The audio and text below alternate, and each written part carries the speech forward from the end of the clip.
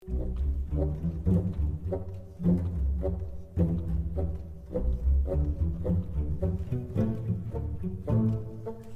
wows a Bloomberg reporter with his Tesla Model S's acceleration, then shows off autopilot by taking his hands off the wheels and feet off the pedals, while constantly turning his head to talk to the reporter while the car drives itself, going completely against Tesla's warnings. Tesla's painted black autopilot advertisement says that a driver is there only for regulatory reasons. However, there were about 550 miles driven with 170 disengagements during the filming, and this was cherry-picked footage where everything went well. Tesla's Twitter account talking about Smart Summon, a feature where your vehicle unparks itself and picks you up, says, "Where have you parked your Tesla, but also who cares?" while at the same time saying that you need to maintain a clear line of sight to the vehicle while it's doing its Smart Summon thing. Elon Musk takes his hands off a wheel with autopilot while talking to a reporter again, on national news this time. We're still on track for being able to go cross-country from LA to New York by the end of the year, fully autonomous. While Tesla was under investigation for a deadly autopilot crash, Elon does another interview where he takes his hands off the wheel. In terms of the technology alone, the time when someone will be able to buy one of your cars and literally take their hands off the wheel and go to sleep and wake up and find that they've arrived, how far away is that? That's about 2 years.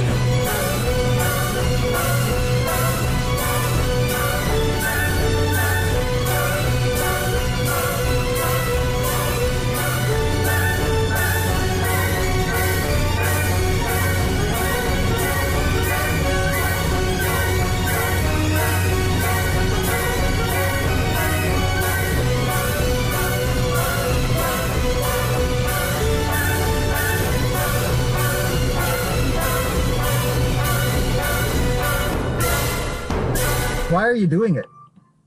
Because when I sit in the back seat, like, it's like a magical experience, man. Like, to just see self-driving cars finally work. I'm not very good at decorating. We moved into this house 3.5 years ago and I still don't know what to put on that wall. One of the very few pieces of decoration I have is this. It's a print of a painting by Seamus Ray, an amazingly talented artist, link in the description below, of Elon Musk on the Joe Rogan show.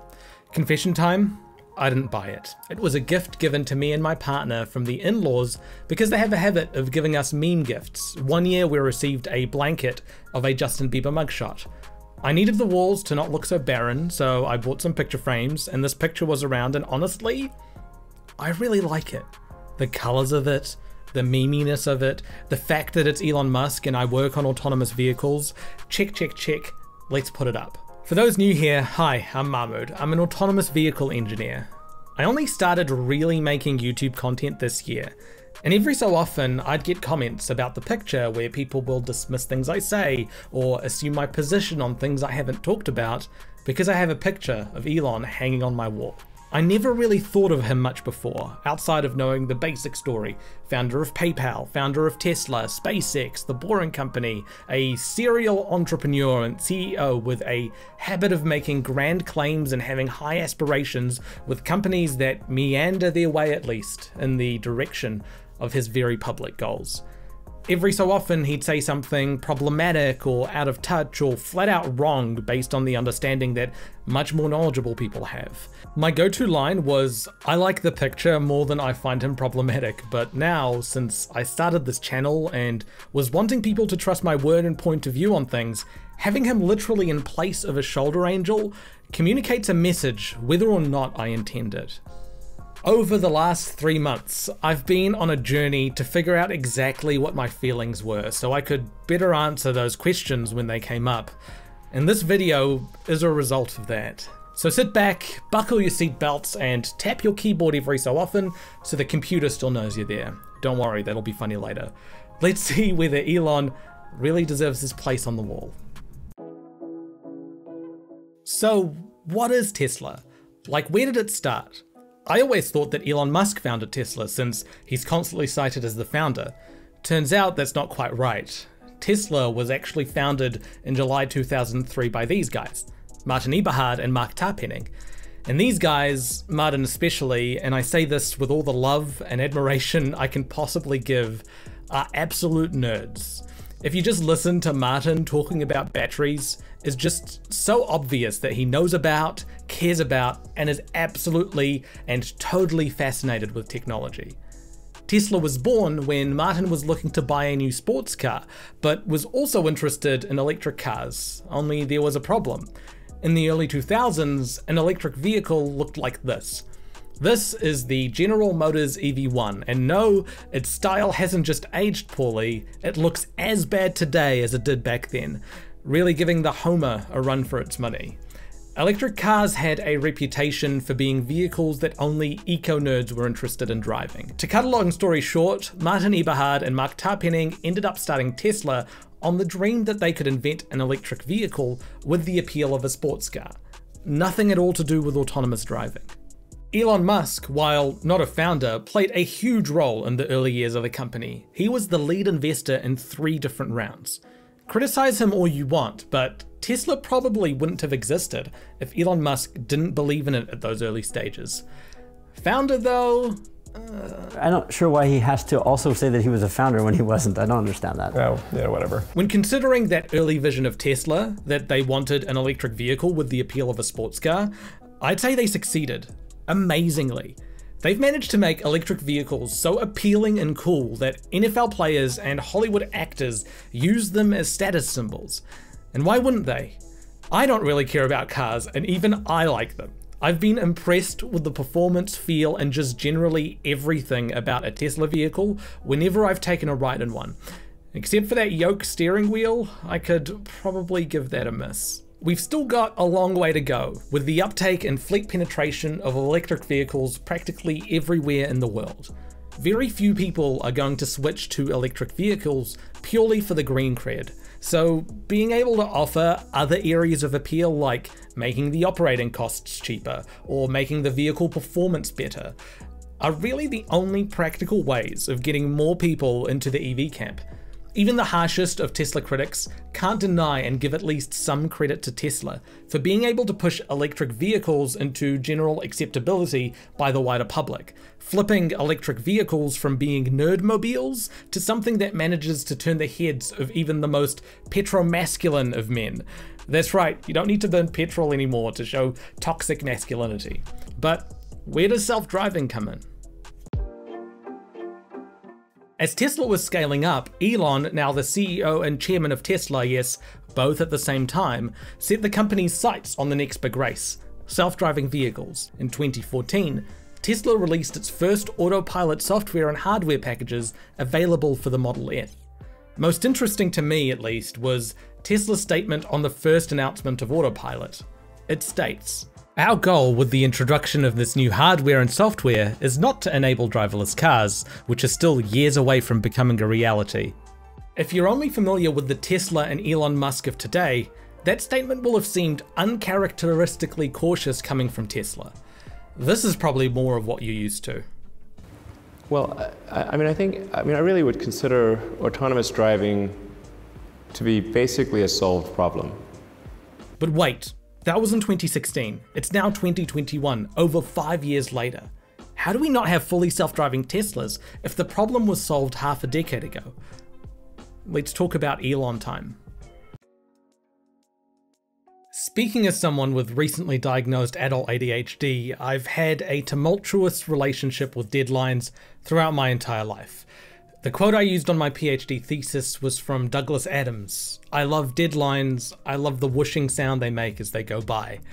So I'm very aware of the very fragile glass house that I'm throwing stones in. But Elon Musk takes it to a whole other level. His most fanatical of followers, and even Elon Musk himself, acknowledges the terrible relationship he has with timelines. I think I do have like an issue with time. It's like, yeah. And for the longest time, I've generally thought of his time estimates as aspirational. They're a flag he's planting way out in the fog, and he's guiding his team, company, and resources towards getting there. And when you're on the cutting edge of technology, you're frequently doing stuff that no one's done before, and it becomes really difficult to accurately measure how long achieving your goal is going to take. Now, I pulled some strings and I managed to hook myself up with something pretty exciting. The only other one of these that exist belongs to Elon, and I'm so excited that I finally got my own. Check it out. It's the second ever Elon project completion estimation timepiece. Let's see if it works. I remain confident that we will have the functionality for the basic functionality for Level 5 autonomy complete this year. I'm extremely confident of achieving full autonomy and releasing it to the Tesla customer base next year. If you say like probably 2 years from now, we make a car that has no steering wheels or pedals. It's pretty cool when something works great right out of the box. And yeah, look, I'm joking. It's tough to be leading such a cutting-edge company and constantly pushing the envelope and finding ways of doing things no one's ever done before. Besides, people know that these vehicles are in development. There's no one alive. Tonight, Tesla confirming this car was in autopilot mode when it crashed in Northern California, killing the driver. Let's talk about autonowashing. It's a word I hadn't come across before, but immediately resonated with when I did. Coined in 2020 by Liza Dixon, by the way, a great follow on Twitter if you're on the Venn diagram of picnics, autonomous vehicles, and flowers. And inspired by the term greenwashing, which is when a company like BP reminds you to reduce your carbon footprint while spewing out tons of oil into the Gulf of Mexico, i.e. they're trying to appear more green and eco-friendly than they actually are. In short, autonowashing makes something appear to be more autonomous than it really is. So in the case of Tesla, it would be calling their software systems autopilot or full self-drive, when there's still a level 2 automated system and still need a driver actively monitoring the drive, i.e. it's neither autopilot nor can it fully drive itself. But since full self-drive, TM, is sold as an additional feature, then Tesla can say that their vehicles have full self-drive TM capability, even though they can't fully drive themselves. Tesla actually got in trouble for this in Germany, and they're not allowed to advertise their systems as full self-drive or autopilot because it's misleading. But Tesla isn't the only ones. Lyft's autonomous vehicle program was called Level 5 when, spoiler alert, they were never Level 5. So what's the matter? Why should we care? Companies stretch the truth all the time. 2-minute noodles take longer than 2 minutes to make. Sea monkeys aren't real monkeys, they're brine shrimp. And a Tesla vehicle equipped with full self-drive package can't fully drive itself. Autonowashing just sounds like marketing. What has that got to do with anything? Everything. Yoda? I didn't know you cared about autonowashing. What's so bad about it? Autowashing leads to overtrust. Overtrust leads to misuse. Misuse leads to accident, injury, or death. Accident, injury, or death leads to negative media coverage. Negative media coverage leads to public distrust, and public distrust leads to threatened ROI. I really thought that the last step would sound way cooler, but Yoda and Liza are right. And to understand that, let's explore what they mean by trust. We are surrounded by automation in nearly all aspects of our lives, whether it's in a heat pump, incinerators, and yes, even vehicles. When we use automated systems without necessarily being aware of it, we assign a certain level of trust for them. For example, I trust that the incinerator in my sink will destroy anything I put in it as long as it's not paper towels. I learned that the hard way. But I also know not to trust it to be able to detect whether or not the things that are in there are safe for it to blend or not, be it a spoon that may have fallen in accidentally, or my hand while I'm fiddling around with it like in one of my nightmares. Too little trust, then there's no real point in automation. We may as well just do the thing manually. Too much trust, and we end up putting systems into situations which might not be so safe. In Liza's paper, she described this as a calibrated trust model. We should trust technology to the appropriate amount equal to its capabilities. Coming back to Tesla, it's no secret that Elon Musk, Tesla, and Tesla stans as a whole are extremely optimistic about the technology. I include myself in that category, by the way. But the way Elon talks about the safety of Tesla's self-driving stack is the same way that any Silicon Valley entrepreneur talks about their latest and greatest new Apple device. For example, during the 2007 Apple keynote when Steve Jobs was presenting the iPhone for the first time, the iPhone was 6 months from release, and it wasn't ready. It would pretty much crash when you tried to do anything on it. Steve Jobs trusted that the engineers would fix these issues by the time it released with an update. But they had to show the world what it could do 6 months prior to that. So rather than show a phone constantly crashing, the engineers found a golden path through the application which allowed the phone to not crash, as long as Steve sent an email before opening the internet browser, as long as he didn't play the music for too long, things like that. Steve also had a backup of quite a few phones which he'd be constantly switching out in order to make sure not to run into crashes from running out of memory. They also faked the cell phone reception bars to make it look like it had a stronger connection than it did. It was a masterclass in showmanship, and it worked. The keynote was amazing for its time, and 6 months down the line, most people were incredibly happy and totally fine with their phones. But if Apple had failed that deadline, if for whatever reason the engineers couldn't work out how to fix it by the time it was released, the worst consequence would be financial and reputational. Basically, you'd get a bunch of angry Apple fanboys whose phones were crashing. But that's it. No one would die. Compare that to Elon from before. I mean, I really would consider autonomous driving to be basically a solved problem. That's from 5 years ago. And it's classic Silicon Valley fake optimism. Promise something outrageous and use it as a goal and hope that you hit it by the time your deadline rolls around. The problem is he's not talking about an app or a website or a phone, he's talking about a vehicle. A vehicle where if the software he's developing is not as safe as he's promising, people will die. And not just the people who bought the software and have consented to it, but other road users. This extreme Silicon Valley optimism is fantastic when you're hyping up investors or getting people to believe in your goals and aspirations and to come along with you for the ride. But it's deadly when it comes to safety critical systems. It'd be pretty bad if it just stopped there, but it goes even further. Autonowashing isn't just a byproduct of overambitious promises that Elon Musk makes. It's his entire marketing strategy.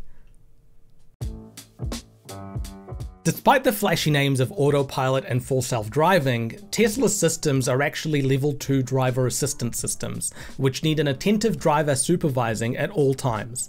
That means they're neither autopilot nor full self-driving. Yep, it's confusing. It's supposed to be. Since these are level 2 systems, then to ensure that drivers are constantly paying attention to the driving task, Tesla has introduced torque sensors on the wheels.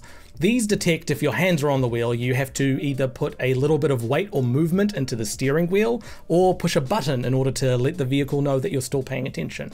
If the system doesn't detect your hands are there, it disengages. Tesla's instruction manuals and operating systems are full of warnings about paying attention and keeping your hands on the wheels at all times.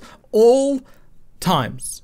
You never take them off. The problem with Tesla's system is that it's super easy to beat. You can press a button every so often with the back of your hand while playing on your phone, or attach a weight to the steering wheel like a roll of tape or an orange to apply a constant torque and trick the system. And since it's 2021 and we're living in the worst possible timeline now, you don't have to make your own. You can just buy them off AliExpress.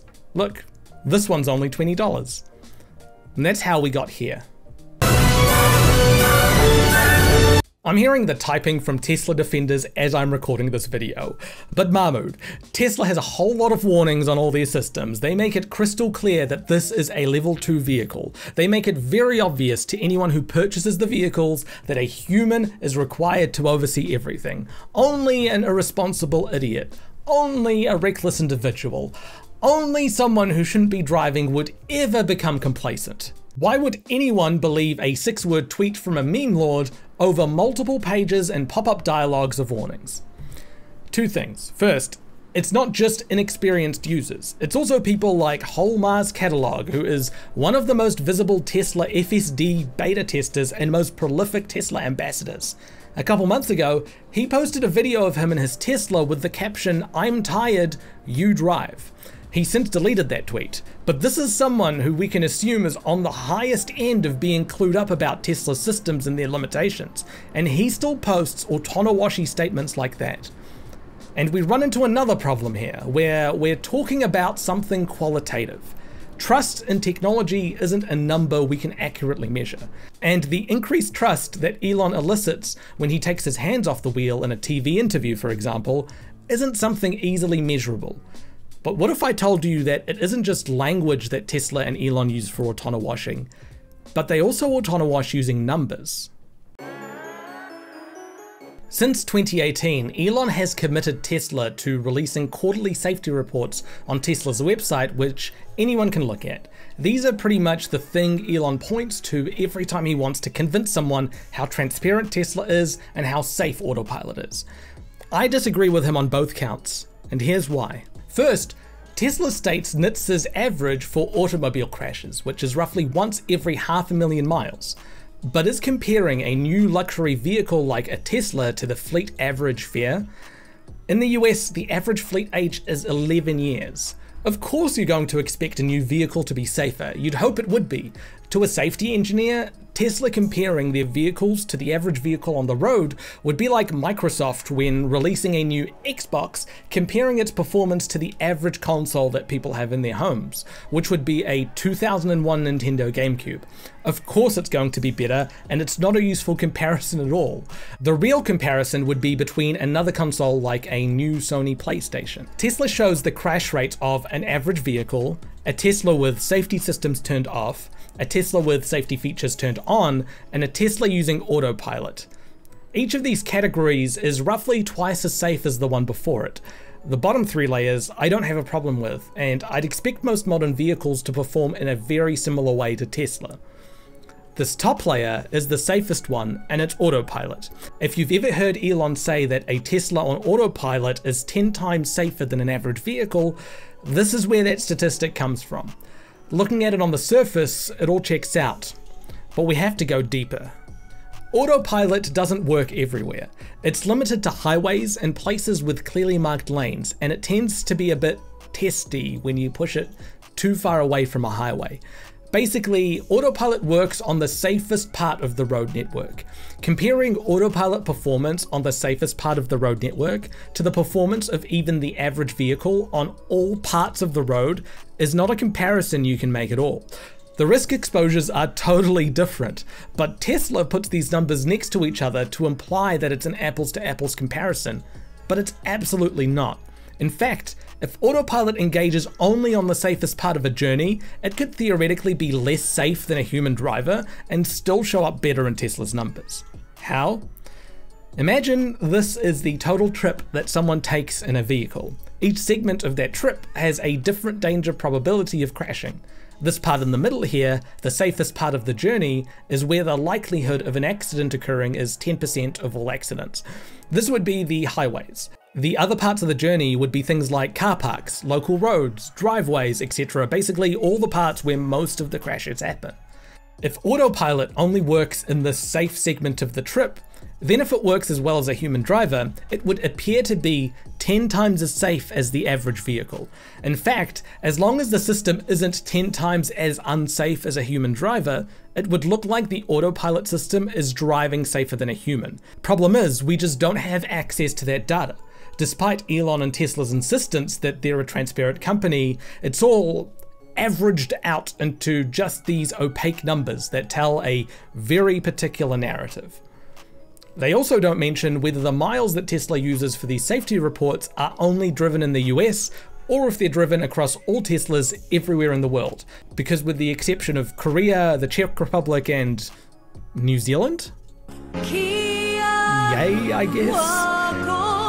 Every other country in the OECD is safer to drive in than the United States, meaning that a Tesla clocking up miles internationally will skew the results more towards being safer when compared to the US average.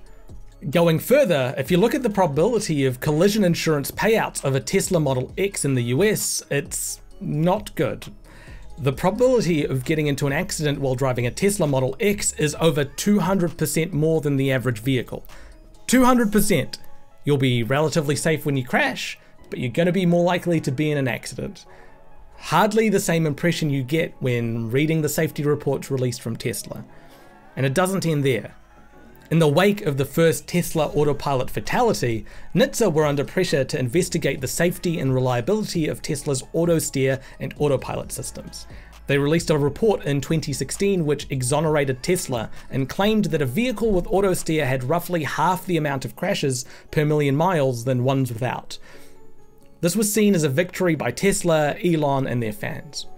Some people, however, were skeptical, and it took 2 more years before a series of Freedom of Information Act requests managed to release the data used to come to the conclusions. And it was shocking. NHTSA had asked Tesla to supply 4 points of data: vehicle miles driven and crashes before auto steer, as well as vehicle miles driven and crashes after auto steer, so that they could compare the crash rates before and after auto steer was installed. Sounds easy, right? Randy Whitfield of Quality Control Systems dug through the data, and he found some weird discrepancies. You would expect that Tesla would draw a hard line where auto steer was installed in the system, that any mile driven before this reading was not with auto steer, and any mile driven after this reading was with auto steer. However, what Randy found was that only about 13% of the vehicles described were like this. The rest had gaps of varying sizes, including cases where some vehicles had not driven at all prior to the auto steer reading, yet were involved in crashes before then. That's right, the data that NHTSA based its findings on was based on an average of crashes on vehicles that hadn't been driven, and they were including that in the crash rate of the non-auto steer group. So of course it's going to be inflated. Randy then ran the same analysis that NHTSA ran, but only on the vehicles with no missing data, and found that the installation of auto steer increases the likelihood of crashes by 59%. Either way you look at it, whether it's at how Elon takes his hands off the wheel in public and constantly states that complete autonomy is just around the corner, or it's how Tesla represents and massages numbers out of context in order to get the result that they want, it's two sides of the same coin, which treats the safety and reliability of their systems as simply another feature like the yoke steering wheel or the ability to play video games in your car, and it contributes to overtrust. I started this YouTube channel with the intent of educating people about autonomous vehicles and technology. I assumed that there are a lot of people out there who don't know how the technology works and would need someone to explain it to them so that they could trust it. I was looking at the bottom half of this calibrated trust graph from Liza's Autonowashing paper. I had totally failed to realize that the much more critical half is the top half, the overtrust half. Because that's the danger zone. That's the stick your hand in the incinerator and trust it will magically stop zone. That's the zone where people are more likely to misuse the technology. That's the zone where people die.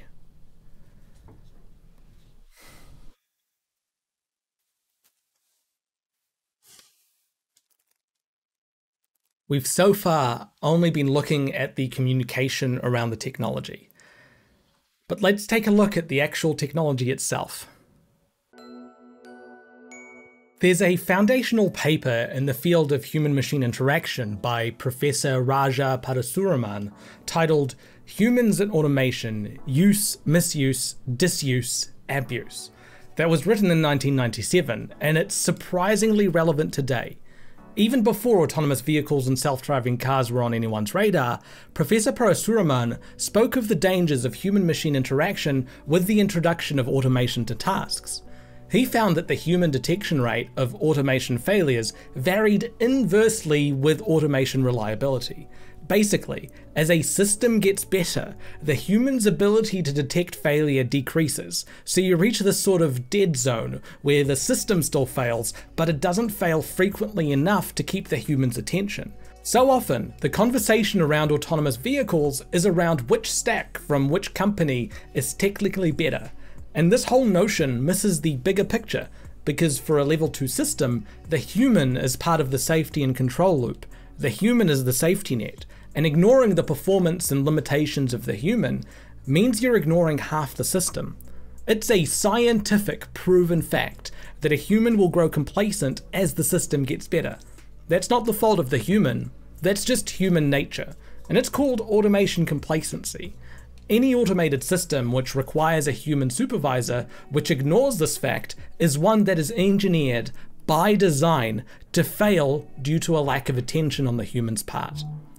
You don't need to rely just on me saying this. Here's Elon Musk himself. When there is a serious accident on autopilot, people for some reason think that the driver thought the car was fully autonomous and we somehow misled them into thinking it was fully autonomous.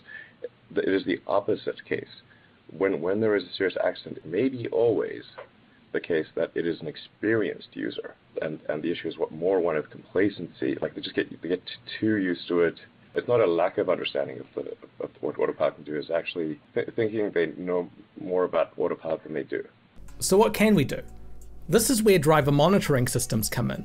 A driver monitoring system's job is to observe that the driver is paying attention and is actively supervising.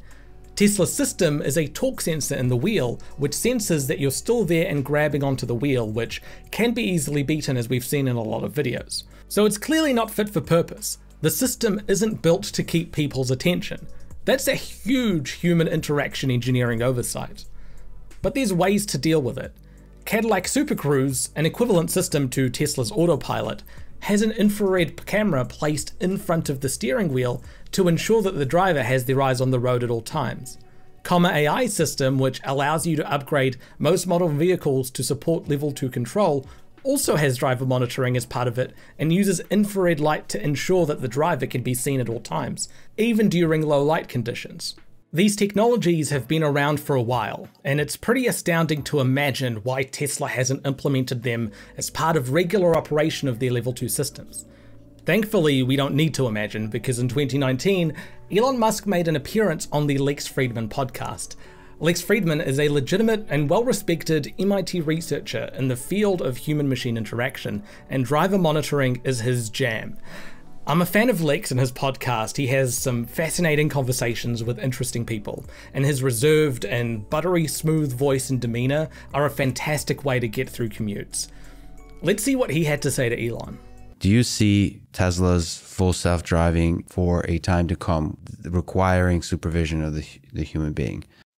Great question from Lex to get the ball rolling. For reference, this was recorded in April 2019. I think it'll require detecting hands on wheel for at least 6 months or something like that. I mean, the system's improving so much, so fast, that this is going to be a moot point very soon. Like if something's many times safer than a person, then adding a person, the effect on safety is limited. And in fact, it could be negative. Okay, you got this, Lex. That's really interesting. So the what? So the fact that a human may, some percent of the population may exhibit a vigilance decrement will not affect the overall statistics numbers of safety. Okay, maybe he wants to make absolutely sure before he gets them. No, in fact, I think it will become very, very quickly, maybe even towards the end of this year. I'd be shocked if it's not next year at the latest. Having a human intervene will decrease safety. Decrease. Okay, you almost got him where you want him. That's a really powerful statement and really interesting one. But I also have to ask, from a user experience and from a safety perspective, there's many in industry who believe you have to have camera-based driver monitoring. Do you think there could be benefit gained from driver monitoring? If you have a system that's at or below human level reliability, then driver monitoring makes sense. But if your system is dramatically better, more reliable than a human, then driver monitoring does not help much. You got him. Watch. Lex is going to ask him. Autopilot has been released to the public for over 5 years. Why did he not put in a functional DMS earlier? He's going to ask. Okay. You're optimistic about the pace of improvement of the system. The rate of improvement is exponential. So one of the other very interesting design choices early on. Lex what? Lex, you had him. You were the chosen one, Lex. It's probably okay though, because Elon sometimes tweets out things like, please be paranoid, which I'm sure helps.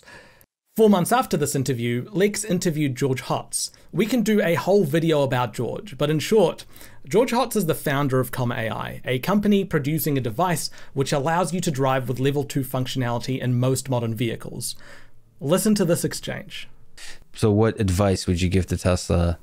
How to fix, how to improve, navigate an autopilot? The only real advice I would give to Tesla is please put driver monitoring in your cars.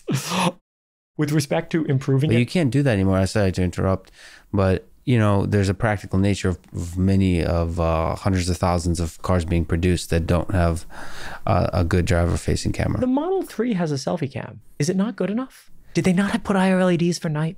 That's a good question, but I do know that it's fisheye and it's relatively low resolution, so it's really not designed. It wasn't designed for driver monitoring. You can hope that you can kind of scrape up and have something from it. Yeah, but why didn't they put it in today? Put it in today. Lex, I love you and your podcast, but come on, you were in the totally rare position of speaking directly to Elon. You know better than anyone how necessary a driver monitoring system is for a level 2 vehicle. Look, if you had one shot, one opportunity to ask Elon whatever you wanted, would you capture it or just let it slip? Mom spaghetti. Contrasting Elon and George's approaches to autonomous vehicles is interesting because they're both going after the same goal. They want a vision-based autonomous control system for a fully self-driving vehicle. That's the dream. But at the moment, they have a level 2 system which requires a human supervisor at all times. When George Hotz talks about Comma's progress, he's obviously proud, and he should be. What the team at Comma and everyone who contributes to OpenPilot has achieved so far is really impressive. We are proud right now to be a level 2 system. We are proud to be level 2. If we talk about level 4, it's not with the current hardware. It's not going to be just a magical OTA upgrade. It's going to be new hardware. It's going to be very carefully thought out. Right now, we are proud to be level 2. Elon, on the other hand, is the complete opposite. For him, fully self-driving cars are just 6 months away, and they'll utilize the same hardware. Safety issues happening today don't matter because the cars will drive themselves pretty soon. Diverting engineering resources from autopilot to driver monitoring systems is a waste of time because we're going to have robo-taxi fleets soon. Basically a solved problem. To Elon, level 2 sucks. And every day that his company isn't pumping out level 5 autonomous robo-taxis is an embarrassment and a failure to him. And that's really sad. The team at Tesla is smart and capable. The goal for completely vision-based autonomous driving is ambitious, but if there's a company in the world that has the resources in terms of money, tech, data, and people, it's Tesla. It's people like Andrej Karpathy, who's leading the AI efforts there, and was one of my first exposures to machine learning. Hold on to your papers, because this video from Tesla shows a single camera which only uses image information to determine the distances of objects in front of it. It's LiDAR functionality without a LiDAR. Wow. What a time to be alive. But when you measure what they've done against the impossible goal of level 5 systems today, or within the next 6 months, instead of celebrating their achievements, the world is constantly disappointed by how far they've fallen short from what was promised. And that's the tragedy of being an engineer at Tesla. Since I began working on this video, Tesla has introduced camera-based driver monitoring for their vehicles. Tesla has decided to start using the cabin camera to monitor whether or not the driver is paying attention to the road. Finally. But there's a problem. A big one. As George and Lex pointed out on the podcast, the cabin camera was never intended for driver monitoring. However, the engineers at Tesla have managed to hack together driver monitoring functionality, and it looks like it works okay. However, it can be easily tricked with a picture. The car will also continue to drive if you cover it. So far, it looks like it's only an optional add-on and can be covered without impacting the performance of autopilot, which is exactly what some people have started to do. And here's something even worse. The camera is not an infrared camera capable of seeing at night, nor does it have infrared LEDs around it to light up the cabin for the camera view. During nighttime, it's blind and can't monitor what the driver's doing, so it's pretty much useless. Don't worry though, if you fork out an extra $50,000, you can get a Tesla Model S Plaid that recently added 2 infrared LEDs next to the camera. If you're wondering how much an infrared LED costs, in terms of money, cents. Dollars if you're wanting to change the camera to see better at night. And if you're wondering how much it costs to not put in an infrared LED in camera, it costs about 9 lives so far. And counting. There is absolutely no way Tesla will do a recall and retrofit over 1 million or so vehicles that Tesla has already delivered with a better cabin camera and lighting to allow for nighttime driver monitoring. From the beginning, this camera was not put into the vehicle for the purpose of driver monitoring, and there's no software solution that's going to solve that problem. But if your system is dramatically better, more reliable than a human, then driver monitoring does not help much. Imagine how crazy it would be for Elon to say seatbelts make sense if you build vehicles that crash, and our vehicles don't crash. He's saying the equivalent for driver monitoring systems. Putting a system like this into the vehicle is seen by Elon as admitting defeat, but it shouldn't have to be. If he, like George and Comma, called himself a proud level 2 company on the cutting edge of technology with the aim of being the first to achieve level 5 autonomy, the whole conversation shifts, and the addition of safety systems to the vehicle turned from an admittance that you're not as close as you say you are to your goal, to being a responsible and safe company that cares about its clients and other road users. This is Joshua Brown, a former Navy SEAL, keen camper, and outdoor enthusiast, as well as a huge fan of his Tesla Model S.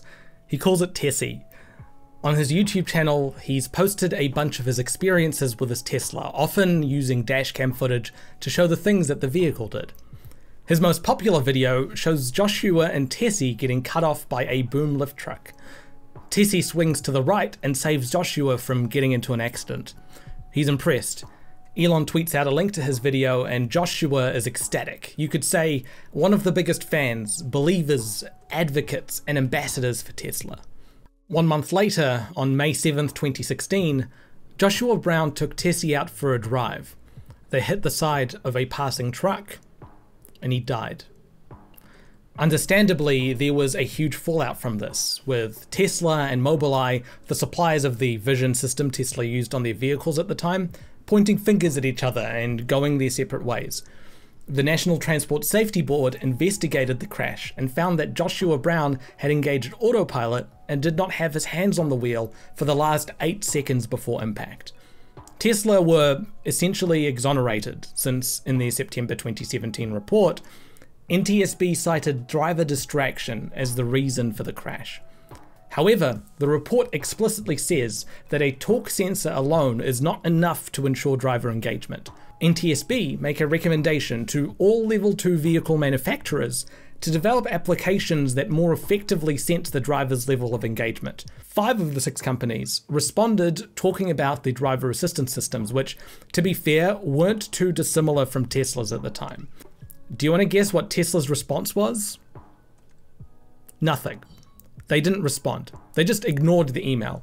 The vehicle that was involved in this accident, the first fatality with a level 2 assistance system, was their vehicle. This recommendation came because of Tesla's failed system.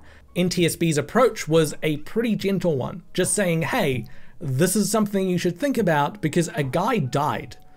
Tesla's response? Read. 6 months later, in March 2018, Walter Huang, an engineer at Apple and father of 2, took his morning commute as usual on his Tesla. While his vehicle was on autopilot, he hit a crash attenuator. The car split in 2, hit 2 other vehicles. The car caught fire, and Walter died in the hospital from injuries he sustained during the crash. Walter was an engineer at Apple. He was aware of technology systems and issues that they could have, yet he still managed to get complacent while driving his Tesla on autopilot. Walter would take his hands off the wheel for about 1/3 of the time he was driving on autopilot. This is the chart of the 19 minutes before the accident. There were audible alerts earlier and he still grew complacent, got distracted, and died. The crash report took NTSB 2 further years to complete. Driver distraction while using autopilot was deemed as one of the contributing factors to the accident, and they reiterated their previous recommendation to the level 2 companies and explicitly state that torque sensors alone are simply not enough to ensure safety. Everyone knew this at the time already. Do you want to guess which company still hadn't responded to the previous recommendation? Tesla was the only one that had not responded in over 2 years, and it was their vehicles that were in an accident again. NTSB classified Tesla's response to this request as unacceptable. That's what this little yellow guy here means. At this point, NTSB had investigated 4 different Tesla autopilot related crashes and found that the driver was distracted in all of them. In Culver City, 2 months before Joshua Brown died, a man who didn't know whether he had a bagel or a cup of coffee in his hands crashed into a fire truck while on autopilot. He had his hands off the wheel for almost the entire 14 minutes before the accident. He would touch the bottom of the wheel lightly to keep the torque sensor engaged while driving. Thankfully, no one died. 3 years after the Joshua Brown crash, another crash happened, 4 hours away, also in Florida, with eerily similar circumstances. The driver, Jeremy Banner, also same initials as Joshua Brown, turned on autopilot 12 seconds before the crash, and the vehicle tried to pass under a semi-truck which had failed to give right of way.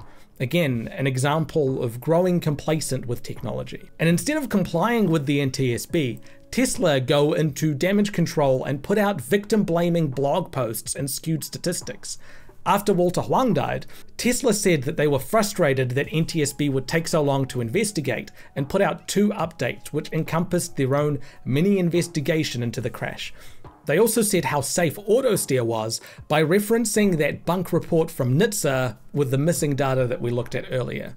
This update from Tesla was based on incomplete information and was meant to sway public opinion towards Tesla's favor and downplay how their lack of a driver monitoring system over 2 years after the Joshua Brown accident was a major contributing factor to the crash. They were taken off the investigation as a partner for this. Mountain View, Culver City, Delray Beach, Williston, Joshua Brown, Jeremy Banner, Walter Huang, and these are just the Tesla accidents with reports. NTSB is currently investigating 24 other Tesla autopilot crashes. 24! These investigations take a while to complete, so while there are only 3 confirmed deaths from autopilot, expect a lot more to come in the next few years. And since starting work on this video, there was another death. Stephen Hendrickson in San Bernardino.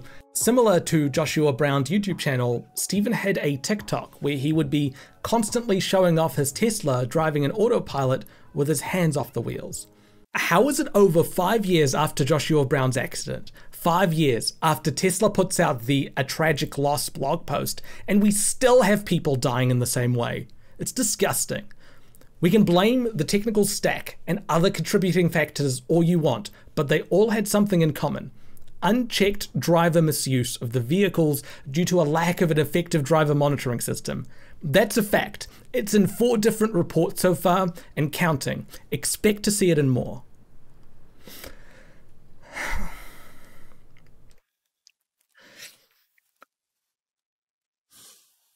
I understand that people will die in the pursuit of new technology.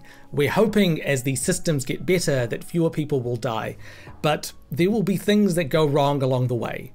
But it's ridiculous that it took Tesla 7 years and over 4 deaths before even considering a camera-based driver monitoring system for no reason other than Elon's ego. A lot of people that are dying from automation complacency didn't have to die. While tragic, we learned something from Joshua Brown's death, that torque-based sensors in the steering wheel aren't enough to stave off automation complacency in a level 2 system. We learned nothing when Walter Huang died 3 years later, other than Elon seeing the introduction of driver monitoring systems as a failure of his self-driving technology. But if your system is dramatically better, more reliable than a human, then driver monitoring does not help much. I honestly believe that autonomous vehicles will save lives. Over 94% of vehicle accidents happen as a direct result of human error. The danger to the industry here is that as Tesla gets into more accidents and kills more people, the general public won't see it as Tesla vehicles killing people through Tesla's own safety negligence, but as autonomous vehicles killing people. That'll mean that people will undertrust actually safe automated systems, and we lose out on the safety benefits and lives that we might save from implementing them. Elon's messaging and his refusal to truly implement a driver monitoring system will impact the entire industry. And it's still going. Less than a week ago, Elon tweeted that the reason they rushed Autopilot out was because a driver fell asleep and crashed. I'll repeat that. The reason that they rushed out a system which requires an actively supervising driver was because another driver fell asleep while being more engaged in the driving task. A couple months ago, a meeting between the California DMV and head of Autopilot CJ Moore was made public. The California DMV were worried that Elon was saying that Level 5 autonomy was going to be released before the end of the year, while Tesla had only informed the DMV that they were producing Level 2 vehicles. This line was supposed to be redacted from the release, but they messed up and only turned the text white. The redacted line reads, "Elon's tweets do not match engineering reality per CJ." Oof.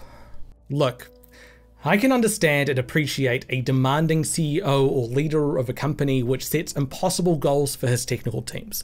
Steve Jobs was notoriously like that. But Steve never pretended to be intimately involved with the engineering of his products. That was Wozniak's gig. Elon likes to constantly state how he's intimately involved with the technical side of his companies. It's part of his mythos, this modern-day, real-life Tony Stark engineering CEO mastermind. But you can't honestly make impossible promises while saying you're technically in touch with your own company. You cannot honestly do that. I want to like Elon. I really do. He's an introverted geek with a keen interest in future technology. He's awkward during interviews, but an absolute meme lord on the internet. He builds flamethrowers because he thinks it's cool and fun. He went on SNL and was just a dweeb on TV. I know it's not for everyone, but for me, I like all of that stuff. If there's a billionaire I want to like because they do cool, fun stuff while achieving awesome technological marvels with their companies, it's him. And we do need visionaries. People like Elon fall more into the Steve Jobs and Thomas Edison categories than they do the Steve Wozniak and Nikola Tesla camps. And that's okay.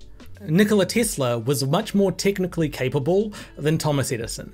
He famously isolated himself from the world, stayed a virgin until he died alone in a hotel, but he achieved some fantastic feats along the way, including a way to produce a rotating magnetic field, which made electric motors possible, and that's why the company is named after him, Tesla. Thomas Edison, while credited with inventing a bunch of stuff, wasn't as good as Tesla technically, but knew how to surround himself with brilliant people that could achieve brilliant things, as well as run all sorts of unethical experiments where he electrocuted animals to try to discredit Tesla, but let's not go there. In short, Tesla was a brilliant inventor, Edison was a brilliant CEO. I'm thankful for the support and work that Elon put into the initial years of Tesla. I think that definitely changed the world for the better. And I'll always be a keen follower and fan of all the technical work that Tesla does and puts out. They're an impressive company, and nothing I say can take that away from them. But the autopilot deaths I discussed in this video didn't need to happen. They are a result of Elon's ego and drive, which got in the way of putting in adequate safety systems. People died, and people are still going to continue to die because of those decisions. And I can't support that. I'm a science and tech communicator, and I don't want to celebrate or look up to or elevate someone who uses their communication skills in a way which leads to harm. Which leaves us with one final question. But this one I already know the answer to. I may not have Elon on my wall anymore, but I can still have a Tesla.